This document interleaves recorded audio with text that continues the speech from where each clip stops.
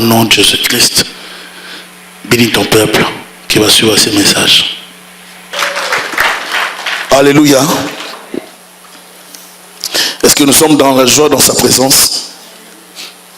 Amen.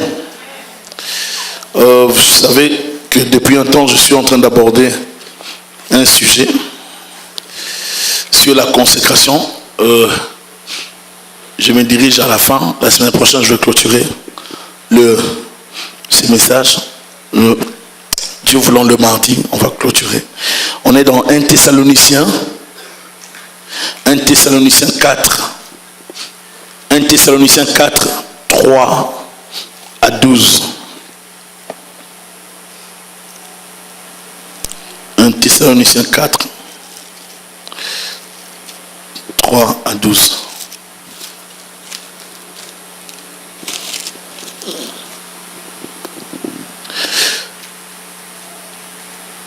Je lis au nom du Seigneur. Ce que Dieu veut, c'est votre sanctification. C'est que vous vous absteniez de la débauche. C'est que chacun de vous sache posséder son corps dans la sainteté et l'honnêteté, sans vous livrer à une convoitise passionnée, comme font les païens qui ne connaissent pas Dieu. C'est que personne n'use envers son frère des fraudes et de cupidité dans les affaires, parce que le Seigneur tire vengeance de toutes ces choses, comme nous vous l'avons déjà dit et attesté. Car Dieu ne nous a pas appelés à l'impureté, mais à la sanctification. Celui donc qui rejette ses préceptes ne rejette pas un homme, mais Dieu qui vous a aussi donné son esprit. Pour ce qui est de l'amour fraternel, vous n'avez pas besoin qu'on vous en écrive, car vous avez vous-même appris de Dieu à vous aimer les uns les autres. Et c'est aussi ce que vous faites envers tous les frères dans la Macédoine entière. Mais nous vous exhortons, frères, à abonder toujours plus dans cet amour et à mettre votre bonheur, votre honneur à vivre tranquille, à vous occuper de vos propres affaires et à travailler de vos mains comme nous vous l'avons recommandé, en sorte que vous vous conduisiez honnêtement envers ceux du dehors et que vous n'ayez besoin de personne. Alléluia. Nous sommes en train de parler de la sanctification, un sujet important pour la marche chrétienne.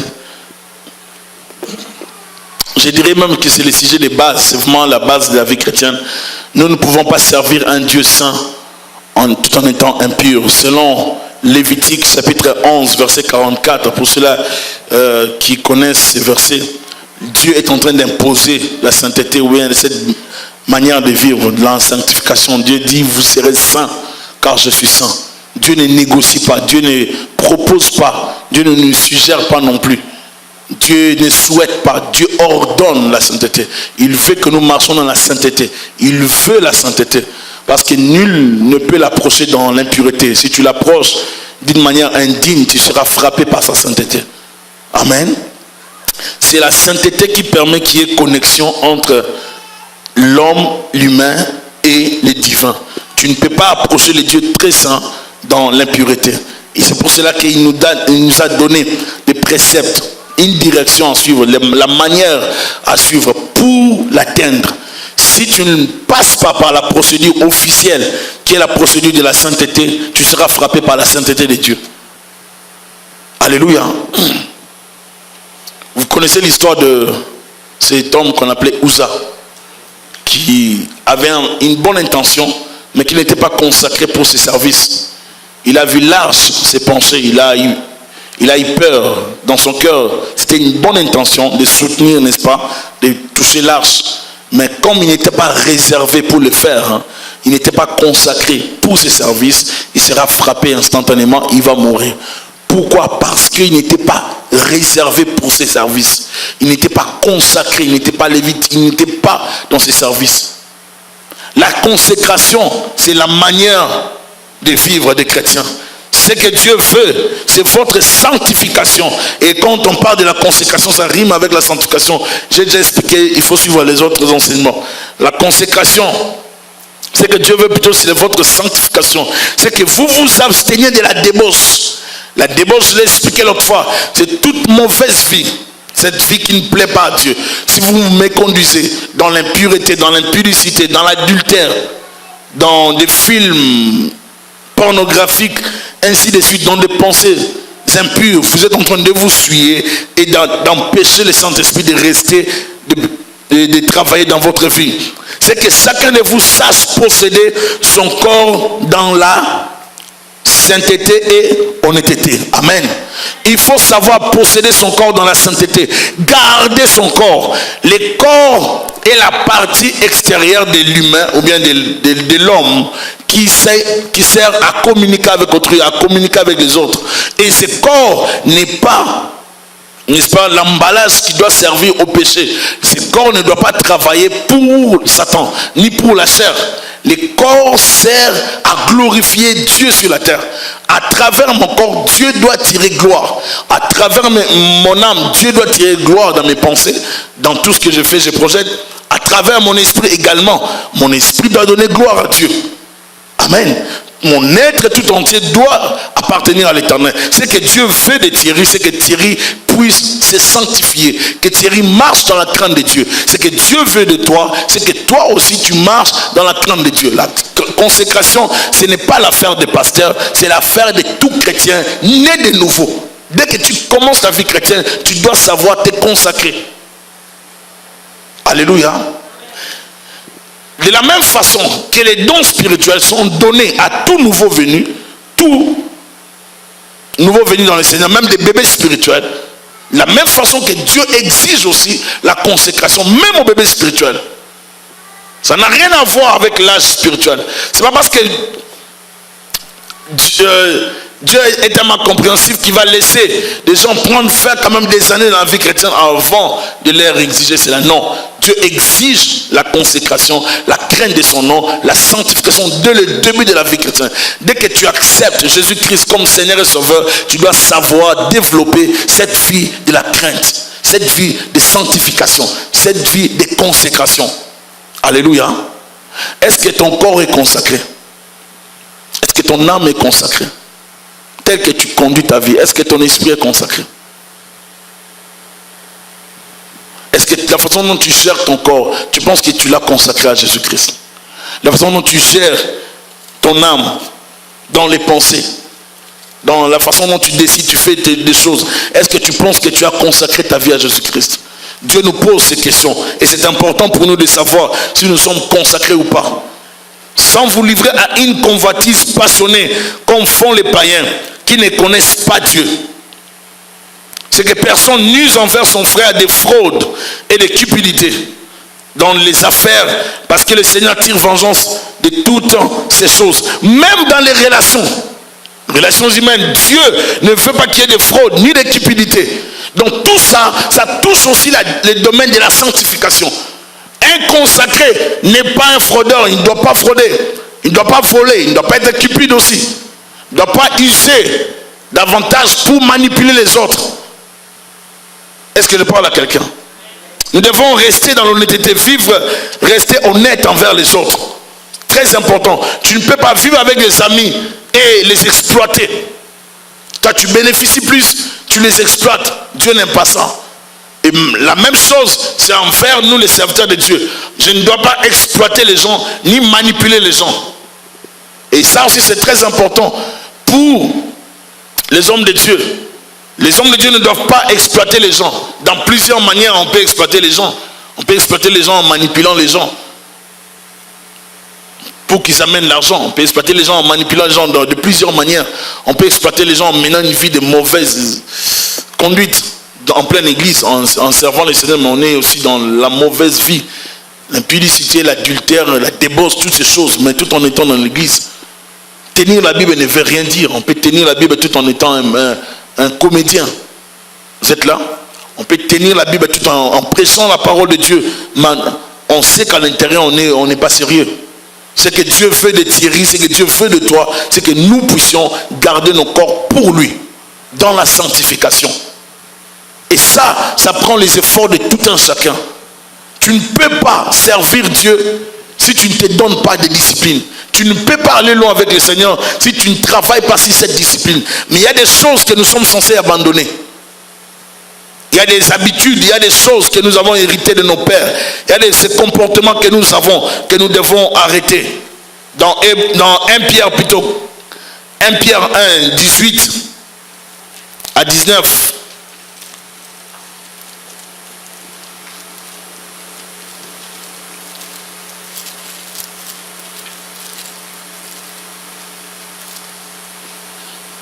Pierre 18 à 19, la Bible dit, vous savez que ce n'est pas par des choses périssables, par de l'argent ou de l'or, que vous avez été rachetés de la vaine manière de vivre que vous aviez hérité de vos pères, mais par le sang précieux de Christ, comme d'un agneau, sans défaut et sans tache. Je répète cette partie, que vous avez été rachetés de la vaine manière de vivre que vous aviez hérité de vos pères. Il y a de ces comportements que nous avons ou que les gens ont dans ce monde.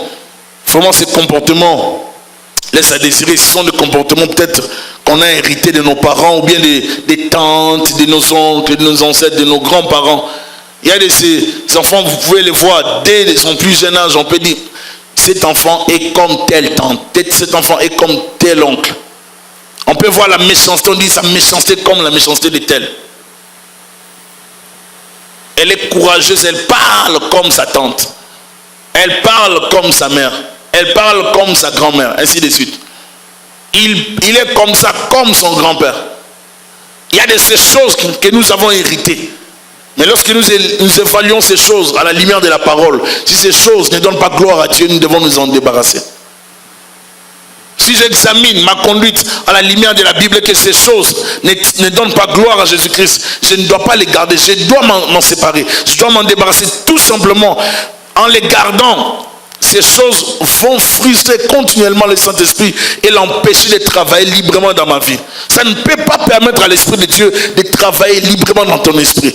Et l'absence de la sanctification dans une vie ne permettra pas qu'il y ait croissance spirituelle. Celui qui ne se sanctifie pas, celui qui ne se consacre pas davantage, ne pourra pas grandir. Vous ne grandirez jamais. Et plus vous allez passer des années dans la vie chrétienne sans grandir, vous deviendrez un comédien. Vous savez pourquoi? Parce que vous serez tellement habitué dans l'église. Vous allez tout connaître dans l'église.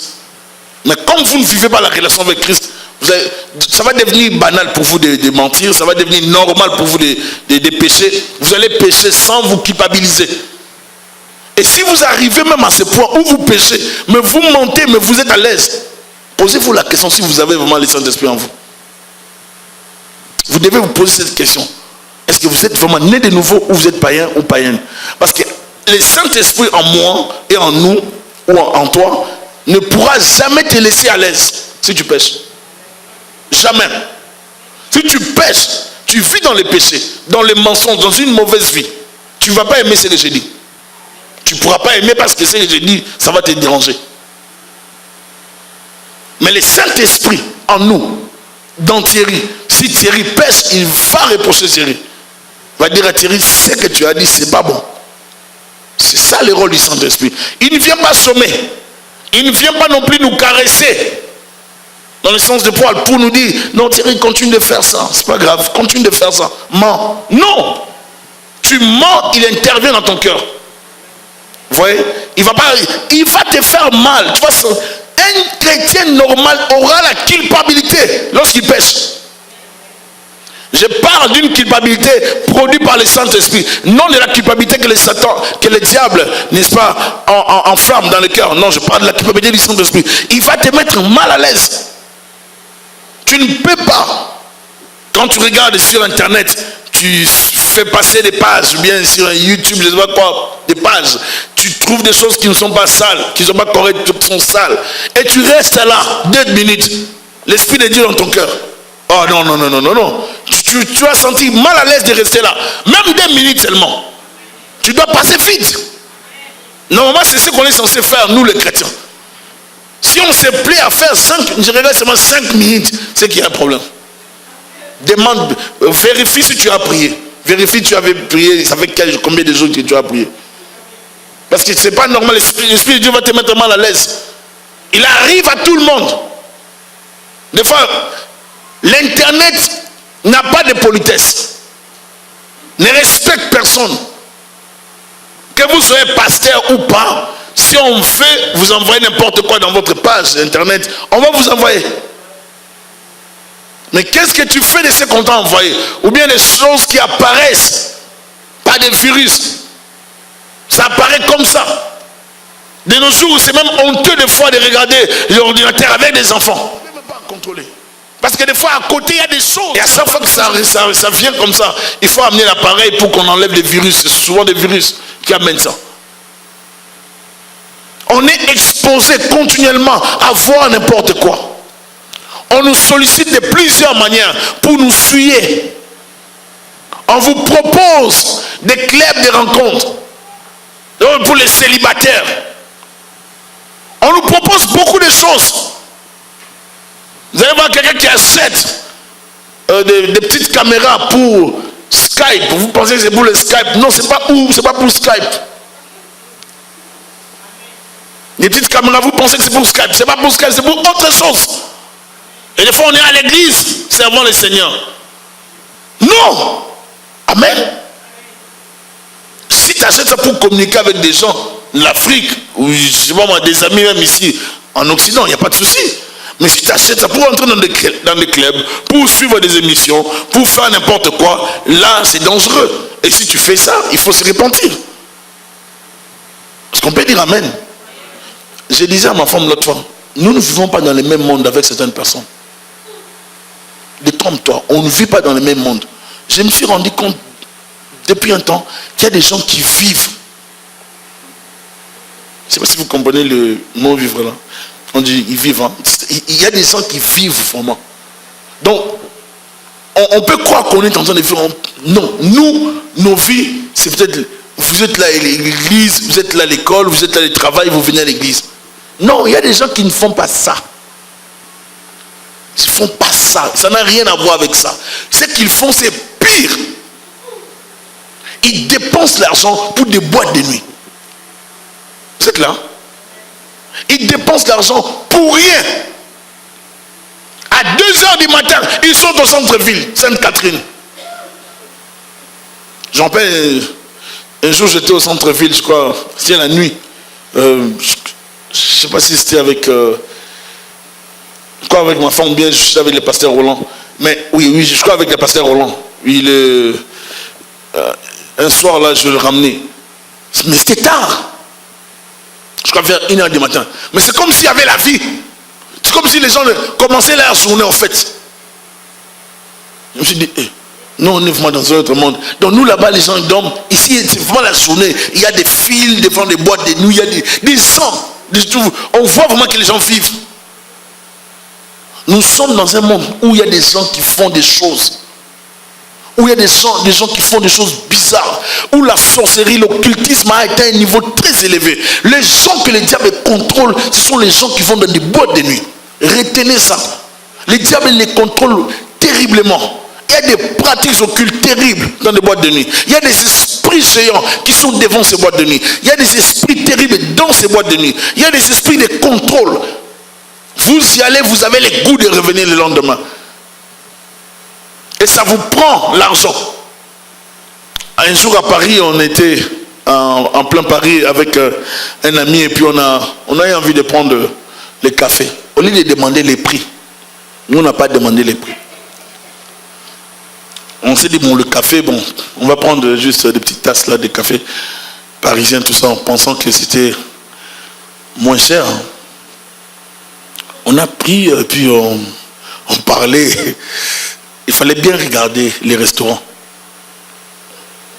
Comme on était devant, on était venu pour des démarches, tout ça. Alors on s'est dit non, comme il fait froid, on prend le café. Bien aimé, on prend le café dès qu'on finit le café. Juste la tasse, c'est 5 €. Juste la tasse. Est-ce que vous comprenez? La tasse, c'est pas comme le petit montant. C'est une petite tasse. C'est une petite tasse. Et nous, en plus, on avait ajouté quand même quelques trucs à manger. Alors on s'est rendu compte que c'était sérieux. Il y a des endroits où les gens vivent. Peut-être tu ne les fréquentes pas, je ne les fréquente pas. Il y a des choses qui se passent dans ce monde. Nous sommes dans ce monde, mais nous ne sommes pas de ce monde. Vous devez le savoir. Il y a des choses qui se passent dans ce monde. Mais comment doit se conduire les chrétiens? Le chrétien ne doit pas répondre à tout ce qui se passe dans ce monde. Le chrétien ne peut pas plaire à tout le monde. Le chrétien a des exigences dans sa marche chrétienne, dans sa relation avec Dieu. Il ne peut pas vivre comme tout le monde. Je n'ai pas d'amis païens. Je ne peux pas avoir des amis païens. S'ils sont mes amis, je dois les pousser à se convertir. Amen. Mais je ne dois, si j'ai des relations avec des gens qui ne connaissent pas le Seigneur, ce ne sont pas des relations de faire des sorties. On ne fera pas des sorties. Des sorties pour aller dans un bar, des sorties pour aller dans un endroit, pour aller, comme on dit, expression clébée. Non, on ne va pas faire ça. Amen. Parce que je suis chrétien. Nous sommes des chrétiens. Pourquoi les gens du monde doivent nous influencer? Normalement, c'est à nous de les influencer, n'est-ce pas? Vous êtes d'accord? Bien aimé, il faut protéger votre identité. Alléluia. Rares sont les païens qui cèdent à la vie chrétienne. C'est difficile. Mais les chrétiens, lorsqu'ils vont dans des fêtes, lorsqu'ils font des sorties avec des païens, dès qu'on leur fait la pression, je vais danser ses mains un peu. Je vais boire seulement un verre. Je vais seulement faire ça pour toi. Mais tu sais que moi je ne fais pas ça. Non, il faut avoir la personnalité. Il faut savoir dire non et rester ferme jusqu'à la fin. Goûte, je ne goûte pas. Mange, je ne mange pas. Vous avez fait des incantations, vous me demandez de manger. Alléluia. Il faut rester ferme. Une vie de retrait. Il faut savoir se retirer. Il faut savoir développer une relation d'à côté avec Dieu. Tu vis avec des gens, mais tu n'es pas vraiment avec eux. Tu parles avec des gens au travail, mais tu n'es pas vraiment avec eux. Tu as une autre vie. Nous avons, lorsque nous rencontrons les gens au travail, à l'université, à l'école, par-ci, par-là, on essaie d'être normal avec eux. Mais nous avons une autre vie. Notre vie, c'est la vie chrétienne. Parce que si on expose la vie chrétienne devant les païens, ils seront mal à l'aise. Et vous savez que nous gênons les païens. Arriver seulement quelque part, dans une fête, dans un endroit. Si les gens vous connaissent, même s'ils faisaient des choses, ils vont tous vous regarder. D'autres vont dire, la sœur est là. Marie, mère de Jésus. On va te donner le nom, tu pourras peut-être pas savoir. La sœur Elisabeth, mère de Jean-Baptiste. On va te donner des noms. On peut t'appeler David, on peut t'appeler Pasteur. On peut te donner des noms. Mais ce n'est pas un problème. C'est que tu dégages. Il y a quelque chose qui sort de nous. La Bible dit que c'est comme un parfum pour ceux-là qui sont dans les mondes des ténèbres, qui sont dans les mondes, qui périssent. Nous avons la vie de Dieu en nous. Plus vous êtes avec Christ, plus vous dégagez la vie de Christ. Vous pouvez ne pas parler, vous pouvez ne pas crier que vous êtes chrétien, mais les gens sauront. Est-ce que ça vous est jamais arrivé? Vous arrivez dans une entreprise, on dit, toi tu as quelque chose. Non, toi tu sais que tu as quelque chose. C'est comme si tu as quelque chose. Non, il faut leur dire, oui, j'ai Jésus-Christ. Amen. Dès qu'un chrétien arrive quelque part, un chrétien vrai, authentique, on le sent. On le sent. J'aimerais que vous puissiez imaginer Christ partout, que vous gardiez cette vie. Il faut connaître sa température spirituelle. Il faut connaître ses points forts et ses points faibles. Est-ce que tu te connais bien?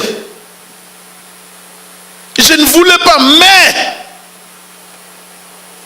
tu connaissais tes faiblesses. Pourquoi tu ne t'es pas arrêté en chemin? Comme il m'avait invité, elle avait insisté, il avait insisté. C'est pour ça qu'il y a certaines invitations qu'il ne faut pas répondre. Des rendez-vous tard. Oh, on va seulement parler. Non, attention. Parler dans un endroit public. Alléluia. Oh non, mais il dit c'est un endroit calme pour qu'on parle. Non. Amen. C'est pour ça qu'il ne faut pas monter dans la voiture avec certaines personnes aussi. Vous montez dans une voiture avec une personne, vous savez que la personne a des intentions bizarres et vous êtes avec la personne derrière. Non, il y a des choses. En étant pasteur, nous apprenons beaucoup de choses que les gens font et j'aimerais vous dire qu'il faut marcher dans la crainte de Dieu. Plusieurs ne font pas la vie chrétienne, ne sont pas des chrétiens. Est-ce que vous êtes là?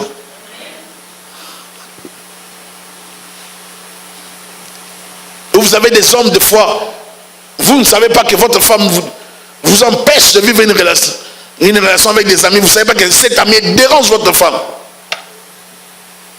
Et tellement que vous êtes liés dans l'amitié, vous êtes aveugle, on ne veut pas vous dire. Vous ne savez pas qu'il y a des choses que nous entendons, c'est grave. Même des fois, les parents dérangent leur belle-fille.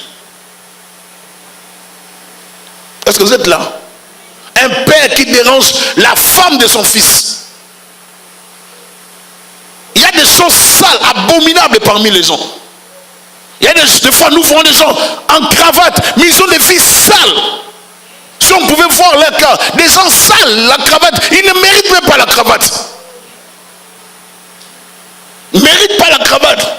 Des fois, nous voyons des gens bien habillés, parlant un bon français universitaire. Impudiques, sales dans la tête. Ne les laisse pas avec une jeune fille, vous allez entendre des choses. Ils ont de beaux habits. Tous les Français qu'il a dans la bouche, c'est pour emballer les gens. Est-ce que je parle à quelqu'un? Ma soeur, mon frère, sois sévère avec ton corps. Ne négocie pas. Celui qui t'approche pour ton corps, c'est qu'il voit l'importance de ça. Ne donne pas. Ne sois pas facile. Pasteur, je ne voulais pas. Mais non! Nous n'encourageons pas l'impudicité dans l'église. Alléluia. Sois forte. Oh non, moi, je ne voulais pas. Mais Dieu m'avait promis les mariages. Ça a tellement tardé. Moi, je me suis dit, je cherche quand même un enfant comme ça. Non, ne le fais pas. Ne le fais pas. Ça a tardé, oui, mais attends. Parce que le message ne peut pas changer parce que ça a tardé. Les messages restent les mêmes. Même la femme d'Abraham ne croyait plus avoir Isaac. C'est des fois troublant la vie chrétienne. Et nous devons fonctionner par la foi. Je n'ai pas la chose, je reste ferme. Dernièrement, je regardais, il y a un couple des aînés et des anciens de la bande, tout ça. Un couple qui n'avait pas d'enfant après plusieurs années de mariage. Je crois que la femme a accouché dernièrement à 52 ans par là. 52 ans, 50 quelques. Un enfant normal, dans un très bon état. Des fois, ça prend la patience. La vie chrétienne, c'est la patience. Il faut se battre. Tant que tu n'as pas eu la chose que tu veux avoir, n'abandonne pas. N'essaie pas. Oh non, je voulais vraiment patienter, mais vous savez, je crains Dieu. Mais on m'a dit l'âge. Je dois voir l'enfant, pasteur. Mais tu vois maintenant, pasteur, entre l'âge et l'enfant, pasteur, les choses c'est difficile. J'ai accepté d'avoir l'enfant. Ne le fais pas, ma soeur. Alléluia.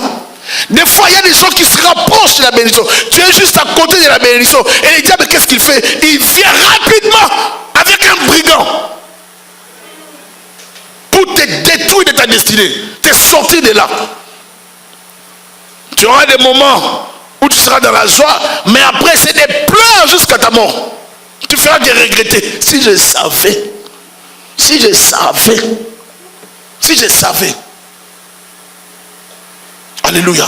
Je préfère te dire aujourd'hui, si tu as des requêtes, des soucis, parle à Dieu. Dieu peut toucher le cœur de la personne pour que la personne vienne te voir à temps. Alléluia.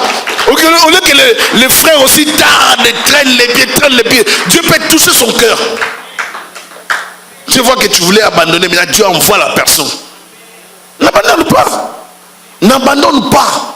N'abandonne pas parce que le médecin, il nous disait un jour avec les hommes de Dieu, les médecins ont dit, mais si je ne fais pas rapidement, il va m'arriver ça. Quel rapidement? Tu vas faire comment? Tu vas rien faire. Amen. Parce que nous sommes les chrétiens. Si tu fais ce que le médecin te dit, ça veut dire que tu pêches. Tu pêches. Mais combien sont ceux-là qui étaient dans les églises, dans cette ville et dans d'autres villes dans ce monde, qui servaient Dieu, des sœurs en Christ, mais qui sont tombées en crise parce qu'il n'y a pas eu mariage. Et à cause des avis ou suite aux avis des médecins, elles ont cédé. J'aimerais dire à quelqu'un de se battre. Il faut se battre. Garde la foi. J'ai combattu le bon combat. J'ai gardé ma foi. C'est ça la consécration. Je combat. Je reste ferme. Je n'abandonne pas. Ne lâche pas, ma soeur, mon frère. Tiens bon. Restez debout dans la foi chrétienne. Alléluia. N'abandonnez pas. Le diable combat l'église. Le diable combat nos vies. Le diable combat nos familles. Il ne faut pas abandonner. Est-ce que je parle à quelqu'un? Même si l'ennemi venait comme un fleuve, l'Esprit de l'Éternel le mettra en fuite. Restez ferme. Ne cédez pas. Est-ce que je parle à quelqu'un? Gardez la crainte de Dieu. Vous avez commencé par l'Esprit. Pourquoi finir dans la chair? Tu as fait autant d'années avec le Seigneur. Tu arrives à un carrefour. Tu viens abandonner. Pourquoi abandonner? Est-ce que je parle à quelqu'un? Tu as fait des années avec Dieu. Tu t'es sacrifié dans les jeûnes. Tu t'es sacrifié dans la prière. Tu t'es sacrifié dans les retraites. Tu étais partout. Dans les activités de l'église. Tu as mis ton argent. Tu as acheté des choses dans l'église. Tu as tellement investi. Tu arrives dans un carrefour. Un événement. Malheureux te sors du chemin de ta destinée. Parce qu'il y a un beau garçon ou une jolie fille. Tu abandonnes tout. Alors que tu avais commencé avec l'esprit. Mais tu finis dans la chair. Tu as bien commencé. Tu aimes le Seigneur. Est-ce que demain tu garderas la foi? Les problèmes de la vie chrétienne, ce n'est pas de dire que je suis servante ou serviteur. Mais est-ce que tu finiras la course? Et dans quelles conditions tu finiras la course? Quelqu'un a cru que je parle de ces thèmes pour rien. J'en parle pour vous pousser à rester des chrétiens. Non des gens qui viennent à l'église par formalité. De faux chrétiens viendront à l'église par mouvement. De véritables chrétiens viendront à l'église parce qu'ils connaissent la relation. Est-ce que je parle à quelqu'un? Si vous êtes un chrétien qui accepte de marcher dans la sanctification, vous ne serez pas non plus vacillant. Vous serez stable dans votre église. Vous serez vous savez, vous allez rester stable, chercher à grandir. On vous suit de près et vous allez grandir. Je parle à quelqu'un. Cherche à grandir. La consécration va t'amener à la croissance. Va t'amener à la croissance. Celui qui se consacre, il grandit. Celui qui se consacre, qui se donne la discipline de manger la parole de Dieu, de prier, de suivre les enseignements, il est obligé de grandir. Il est obligé. Est-ce que tu connais ta température spirituelle?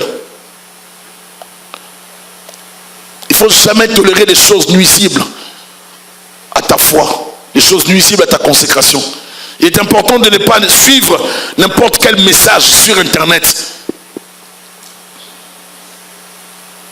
Parce qu'après certains messages, les gens se sentent attirés vers le péché. Ou ils sont troublés suite au message.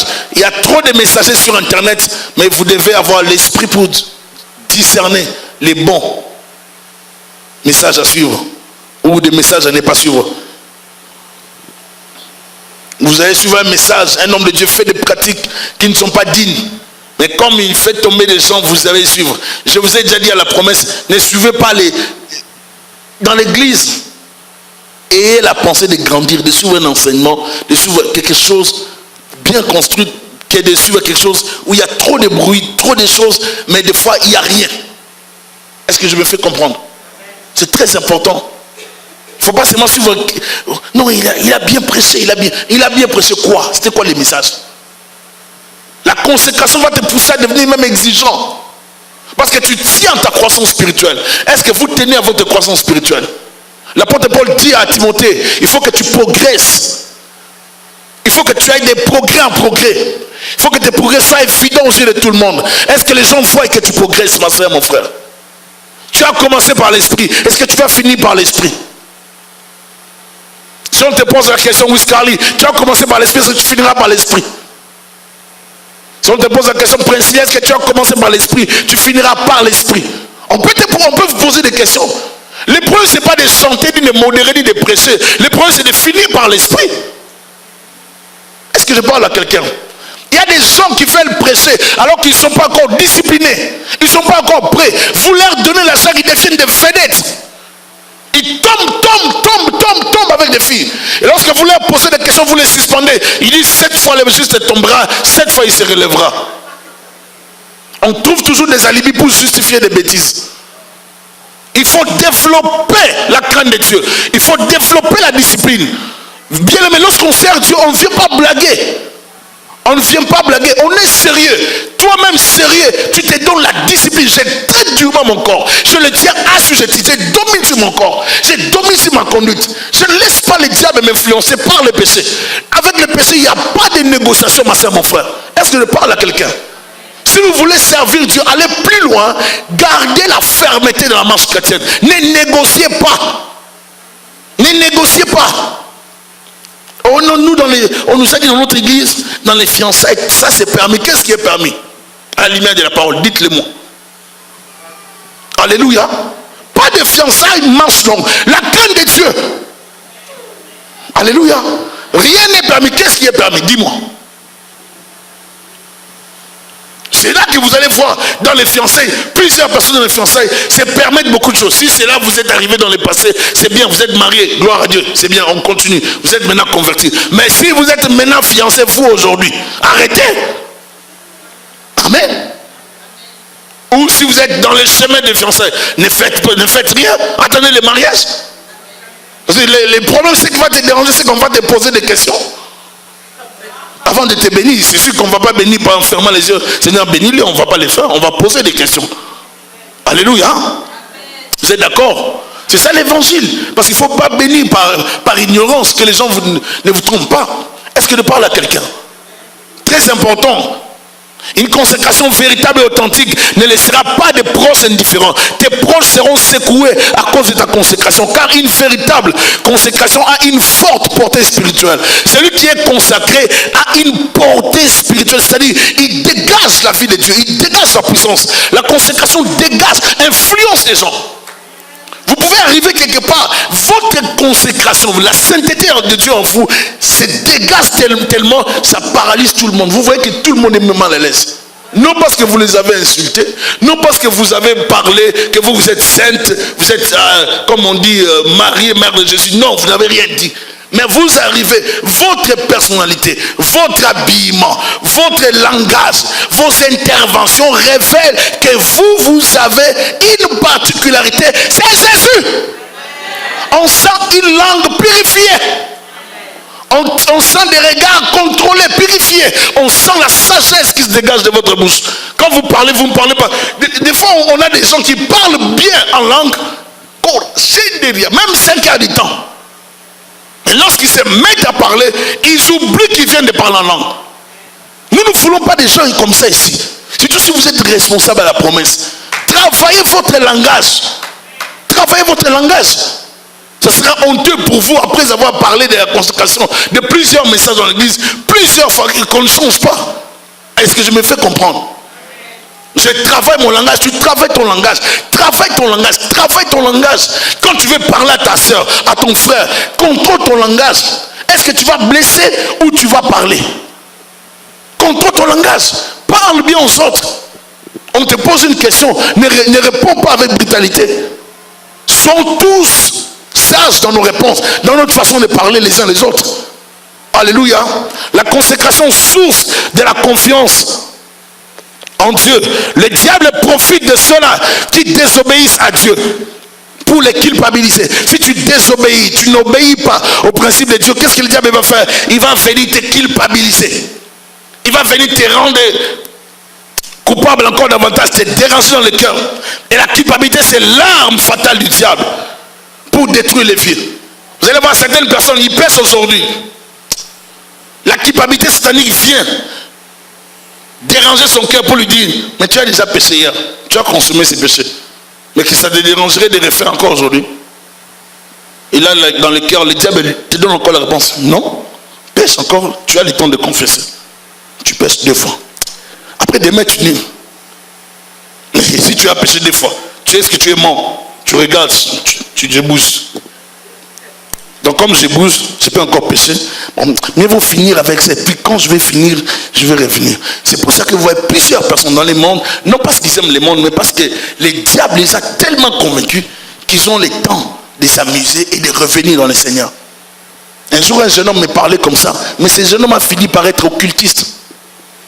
Aujourd'hui, il est occultiste. Je me rappelle dans les années 94, 15, je lui parlais, il me disait, ah frère, moi vieux, moi je te dis, moi je dois d'abord avoir un témoignage. J'ai dit quoi? Il me dit oui, moi je dois avoir un témoignage. Donc moi j'aime bien le Seigneur. Vous savez comment je sers Dieu. Moi je dis, mais petit, on a besoin de toi dans l'église. Viens servir Dieu. Il dit, mon vieux, j'ai besoin d'un témoignage. Je dois d'abord m'amuser, avoir un témoignage. Comme ça je vais venir dans l'église avec un témoignage. Que j'étais dans le monde, j'ai fait ça. Je suis dans le monde, j'ai fait ça. J'ai fait ça, j'ai fait ça. Et puis je vais revenir. Mais est-ce qu'il est revenu? Il n'est pas revenu. Il est maintenant occultiste officiel. Il a osé même demander de l'amitié sur Facebook. Avec des signes démoniaques. Et vous pensez que je vais prendre ça? Non, j'ai refusé.